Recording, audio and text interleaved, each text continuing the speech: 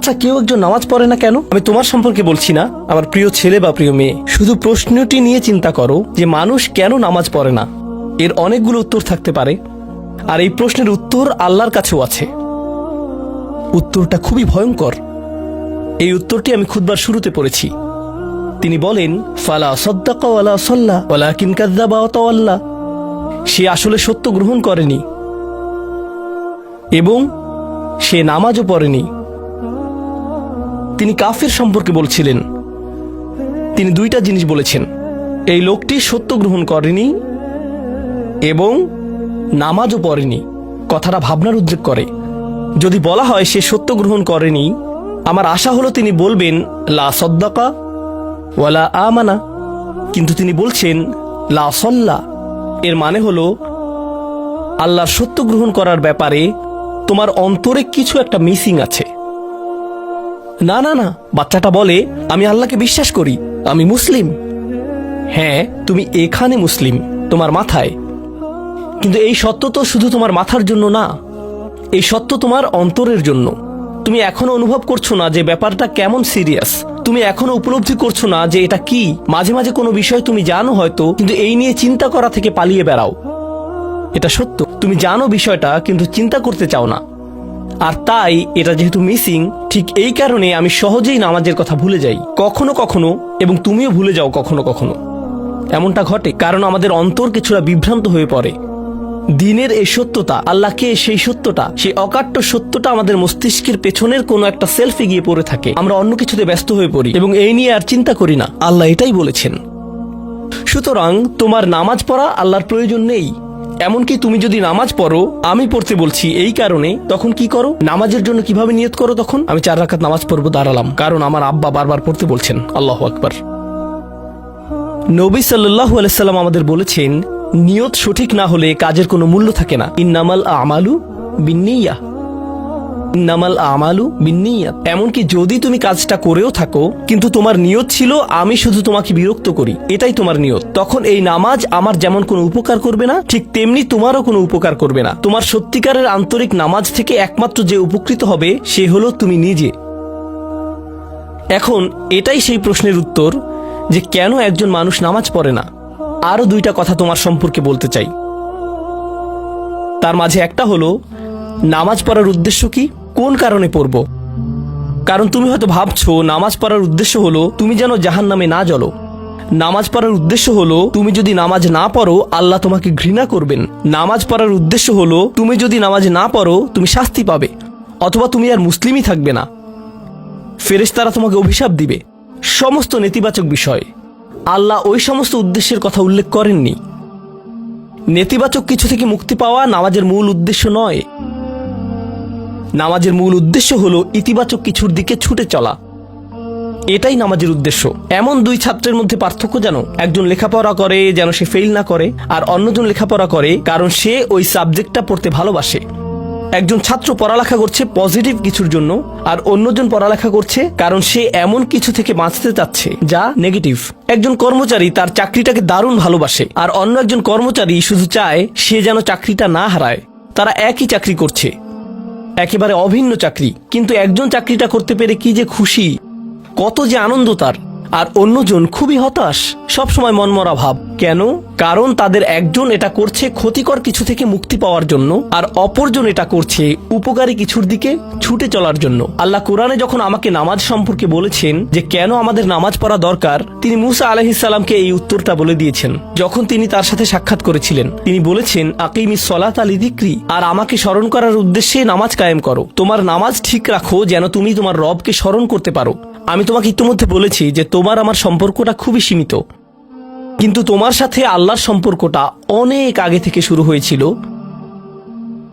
আর তার সাথে তোমার এই সম্পর্কটা অনন্তকাল ধরে বলবৎ থাকবে। তাই সেই সম্পর্কটির কথা স্মরণে আনা আবশ্যক, কারণ ভালো যত কিছু তোমার কাছে আসে তা আসে ওই সম্পর্কটা থেকেই। সামান্য কিছু ভালো জিনিস তোমার বাবার কাছ থেকে আসে, কিছু কিছু ভালো জিনিস, কিন্তু সকল ভালো জিনিস যা তোমার কাছে আসে তা আসে একমাত্র ওই সম্পর্কটির কারণে। যদি তুমি চাও সকল উপকারী জিনিস তোমার জীবনে অবস্থান করুক, তখন তোমাকে অবশ্যই তার কথা স্মরণ করতে হবে, যার নিকট থেকে সকল কল্যাণের আগমন ঘটে, যার নিকট থেকে সকল নিয়ামতের আগমন ঘটে, সকল রিজিকের আগমন ঘটে, সকল হেদায়েতের আগমন ঘটে। আর তাই আল্লাহ বলছেন, সর্বোত্তম যে উপায়ে তুমি এটা করবে তা হলো নামাজের মাধ্যমে তুমি আমাকে স্মরণ করবে। এজন্যই তোমার নামাজ পড়া দরকার। আচ্ছা, পরিশেষে এজন্যই তোমার এটা করা উচিত।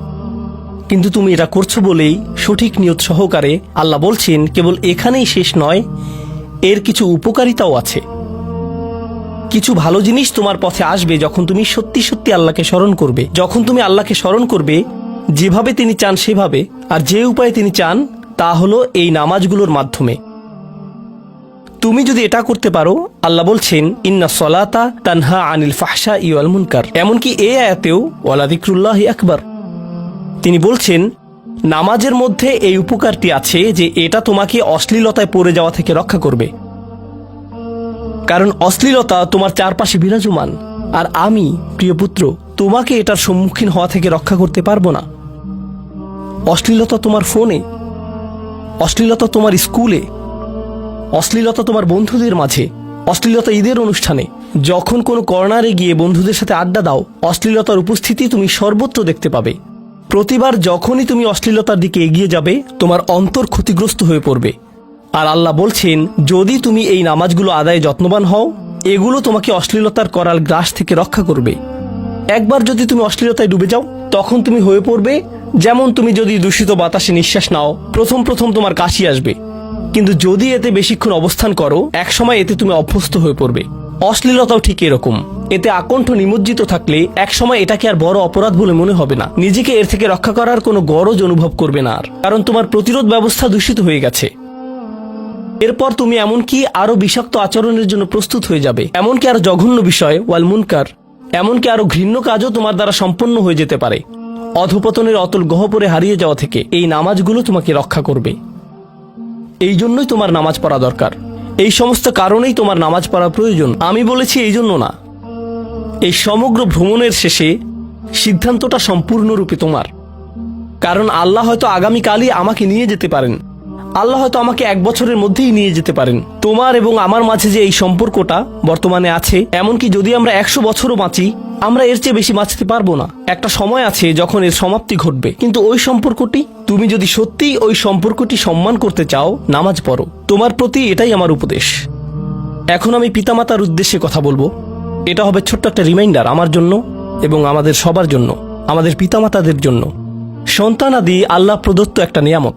তাদেরকে এজন্য দেওয়া হয়নি যেন আমরা তাদের নিয়ন্ত্রণ করতে পারি। যত বেশি আমরা তাদেরকে নিয়ন্ত্রণ করতে চাইব, তত বেশি হতাশ হব সকল অবস্থাতেই। আমি দেখেছি এমনটা, বিশেষ করে যে পরিবারগুলো তাদের সন্তানদের দিনের সুরক্ষা করতে চায়, তারা যত বেশি সন্তানদের উপর জোর করে দিন চাপিয়ে দিতে চায়, তত বেশি ওই ছেলেমেয়েগুলো অদ্ভুত সব উপায়ে বিদ্রোহ প্রকাশ করে। কারণ যে বিষয়টা আল্লাহ চান আপনি তাদেরকে প্রদান করুন, আপনার ছেলে মেয়েদের কাছে আপনার যে সুযোগ আছে সেটা তাদেরকে আপনার আদেশ নিষেধ মানতে বাধ্য করার জন্য নয়। সুযোগটা এই জন্য দেয়া হয়েছে যেন আপনি তাদেরকে এমন সব বিষয়ে চিন্তা করাতে পারেন যা শুধু আপনার পক্ষেই চিন্তা করানো সম্ভব। তাদেরকে এমন সব বিষয়ে পছন্দ করাতে পারেন যা শুধু আপনার পক্ষেই পছন্দ করানো সম্ভব। আপনার বাচ্চাটা বাস্কেটবল পছন্দ করে কারণ সে আপনাকে বাস্কেটবল খেলতে দেখেছে। সে প্লে স্টেশন পছন্দ করে কারণ সে তার বাবাকে প্লে স্টেশনে খেলতে দেখেছে। এভাবে আপনি বাচ্চাটার অন্তরে কোনো কিছুর জন্য ভালোবাসা তৈরি করে দিতে পারেন, কারণ আপনি যেরকম, আপনার পক্ষে এটা করা সম্ভব। আর যখন বাচ্চাদেরকে বলতে থাকেন তোমার হোমওয়ার্ক করো, তোমার হোমওয়ার্ক করো, আপনার সন্তানের বয়স যখন 40 হবে, সে তখন বলবে না আমি হোমওয়ার্ক ভালোবাসি, কিন্তু 40 বছর বয়সেও সে বলবে আমি বাস্কেটবল ভালোবাসি, আমার বাবা সবসময় বাস্কেটবল খেলতেন। আপনি যা ভালোবাসেন তা ট্রান্সফার হয়ে তার কাছে চলে যায়, আর যা করতে বলেন তা প্রত্যাখ্যাত হয়ে যায়। এমনটি আপনার ক্ষেত্রেও ঘটেছিল। আপনার ছেলে মেয়েদের কথা ভুলে যান, আপনার নিজের বাস্তবতাও এটাই। আপনার বাবার কিছু কিছু জিনিস যে আপনি এখনো পছন্দ করেন তা ভালোবাসার মাধ্যমে আপনার নিকট ট্রান্সফার হয়েছিল, আর আপনার বাবার ওই ব্যাপারগুলো আপনি অপছন্দ করতেন যা তিনি জোর করে আপনাকে গেলাতে চেয়েছিলেন। এখানে উপবিষ্ট প্রত্যেকের বাস্তবতা এটাই, শুধু সেগুলোই গ্রহণ করেছি যেগুলো ভালোবাসার মাধ্যমে হস্তান্তরিত হয়েছিল। ঠিক এই ইশারাটাই আমাদের পিতামাতাদেরকে দেয়া হয়েছে সূরাতুল ইসরার এই আয়াতে, রব্বির হামহুমা কামা রব্বায়ানি সগীরা। রব্বাইয়ানি মানে যখন তারবিয়া ব্যবহার করা হয় একটি চারা গাছ বড় করার জন্য, আপনাকে চারা গাছটির যত্ন নিতে হবে, এর সযত্নে প্রতিপালন করতে হবে। গাছটির প্রতি চিৎকার চেঁচামেচি করলে তো হবে না, তাড়াতাড়ি বড় হও, তাড়াতাড়ি লম্বা হও। আপনার একে সময় প্রদান করতে হবে। অনেক সময় পোকামাকড় এসে এর পাতাগুলো খেয়ে ফেলতে চাইবে, আপনাকে তখন পোকামাকড় সরিয়ে দিতে হবে। কখনো কখনো একটু কঠোর আচরণ করতে হবে, শুধু অতটুকুই যেন পোকামাকড়গুলো দূর হয়ে যায়। এরপর আবারও এতে পানি দিতে হবে। আমাদের বাচ্চাদের সাথে আমাদের উদাহরণটা ঠিক এমনই। ঠিক এ কারণেই আমরা আমাদের মাতা পিতার জন্য এই দোয়াটা করি। আমি দোয়া করছি আল্লাহ যেন আমাদের সন্তানদেরকে হেদায়েত দান করেন, যা শুধু তার পক্ষেই দেয়া সম্ভব। দোয়া করছি আল্লাহ তাদের অন্তরে ইস্তিকামা প্রদান করুন, যেন তারা তাদের জীবনে সঠিক সিদ্ধান্ত নিতে পারে। আরও দোয়া করছি আল্লাহ তাদেরকে ইব্রাহিম আলাইহিসসালামের দোয়ার মতো করুন, যা তিনি আমাদের সবার জন্য করেছিলেন। রব্বি জাআলনি মুকিমাস সলাতি ওয়া মিন যুররিয়াতি, হে আমার রব, আমাকে সালাত কায়েমকারী বানান এবং আমার বংশধরদের মধ্য থেকেও। আল্লাহ তাআলা এখানে উপস্থিত পিতামাতাদেরকে, আমাকে সহ সবাইকে এমন দৃষ্টান্তে পরিণত করুন যে আল্লাহকে ভালোবাসে এবং যে নামাজকে ভালোবাসে, যেন আমাদের ছেলেমেয়েরা নামাজের প্রেমে পড়ে যায় আমরা যেভাবে নামাজকে ভালোবাসি তা দেখে। বারাকাল্লাহু লি ওয়া লাকুম ফিল কুরআনিল হাকিম ওয়া নাফা'নি ওয়া ইয়্যাকুম বিল আয়াতি ওয়াজ যিকরিল হাকিম।